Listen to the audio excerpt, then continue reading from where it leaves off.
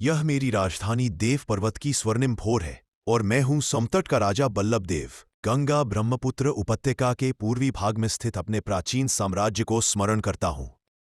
समतट आज के बांग्लादेश के दक्षिण पूर्वी भाग में गोमती मेघना के मुहानों से चंद्रदीप तक विस्तृत था। जब गौड़ में शशांक देव अपनी शक्ति का प्रसार कर रहे थे, तब हम पूर्वी क्षितिज पर सतर्क खड़े थे।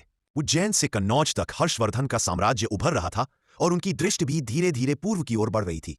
राजा भास्कर वर्मन के अधीन उत्तर पूर्व का कामरूप हमारे भूराजनीतिक समीकरणों का अनिवार्य स्तंभ था। मैनामती लालमाई की प्राचीन पुरावशेष, ताम्रशासन और मुद्राएं मेरा अभिज्ञान आज भी सिद्ध करती है। त्रिपुरा राज्य के इतिहास ग्रंथ राजमाला में भी मेरा उल्लेख प्रमाण स्वरूप विद्यमान है। मेरे दरबार में शैव साधु, बौद्ध भिक्षु और वैदिक आचार्य सभी को समान सम्मान प्राप्त था। समतट की आत्मा विविधता से ही निर्मित थी। समस्त समतट में अनेक मंदिरों के साथ साथ सालबन विहार जैसे अनेक बौद्ध स्थापत्य विद्यमान थे।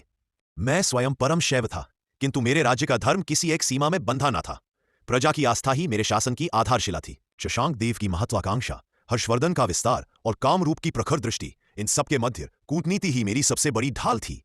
मैंने नगरों का निर्माण कराया और नदी बंदरगाहों के व्यापार को नया लक्ष्य प्रदान किया। हमारे व्यापारी अराकान और ब्रह्मदेश से लेकर सुमात्रा और जावा तक समुद्री मार्गों पर व्याप्त थे। चोल, पांड्य तथा अरब व्यापारी हमसे व्यापक व्यापार संबंध रखते थे। व्यापार ही मेरे साम्राज्य का प्रमुख स्तंभ था और समृद्धि का मूल स्रोत भी। मेरी प्रजा, चर्मकार से लेकर व्यापारी और साधु तक, सभी मेरे लिए समान थे। यही समतट की सबसे बड़ी धरोहर थी। भले ही मैं इतिहास की धूल में विलीन हूं, पर मेरी भूमि आज भी पूर्व की पवनों में जीवित है। ऐसी ही कहानियों से जुड़े रहने के लिए चैनल को सब्सक्राइब करें, लाइक, कमेंट और शेयर करें। नमस्कार।